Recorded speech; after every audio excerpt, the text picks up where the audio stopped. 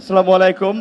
প্রতিকূল আবহাওয়ার মধ্যেও অনেক মানুষ এখনো বসে আছেন। আমাদের জাতীয় নেতৃবৃন্দ আমার বাম পাশে উপস্থিত আছেন। বিশেষ করে আজকে বিএনপির পক্ষ থেকে ১.৫ দশকের গণতান্ত্রিক সংগ্রামে আহত, নিহত এবং সাম্প্রতিক ছাত্র জনতার আন্দোলনের শহীদদের স্মরণে আজকের এই প্রোগ্রামে উপস্থিত আছেন বাংলাদেশ জাতীয়তাবাদী দল বিএনপির সম্মানিত মহাসচিব, আমাদের সকলের শ্রদ্ধাভাজন ব্যক্তিত্ব জনাব মির্জা ফখরুল ইসলাম আলমগীর এবং অন্যান্য জাতীয় নেতৃবৃন্দ। সবাইকে সালাম জানাচ্ছি। সাম্প্রতিক ছাত্র জনতার আন্দোলনের নিহত শহীদ সহ গত ১.৫ দশকে আমরা আমাদের অনেক ভাই বন্ধু স্বজনদেরকে আমরা হারিয়েছি।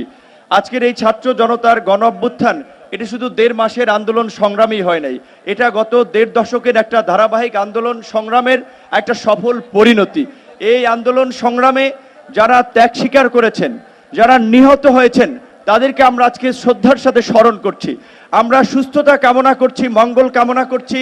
যারা আজকে আহত হয়ে, পঙ্গু হয়ে এখনো শারীরিক কষ্টের সাথে দিন যাপন করছেন, এই সরকারের প্রতি আজকের এই দিনে আমাদের প্রত্যাশা থাকবে যে এই গণতান্ত্রিক আকাঙ্ক্ষার জায়গা থেকে এই মানুষগুলো জীবন দিয়েছে, প্রাণ দিয়েছে, একটা অবাধ, সুষ্ঠু, নিরপেক্ষ নির্বাচনের মাধ্যমে জনপ্রতিনিধিদের কাছে ক্ষমতা হস্তান্তর করে জনগণের গণতান্ত্রিক বাংলাদেশ বিনির্মাণে তারা কাজ করে যাবে।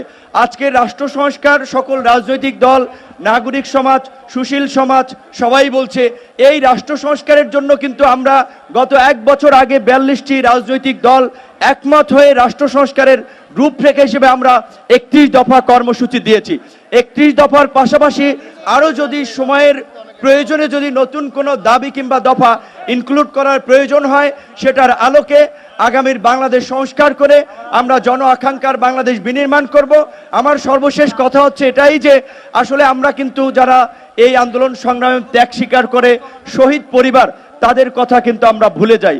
আজকের এই শহীদদের কথা যদি আমরা ভুলে যাই, আবার কিন্তু আমরা একটা ইতিহাসে আমরা কাঠগড়ায় দাঁড়াবো, আমরা একটা সংকটে পড়ব।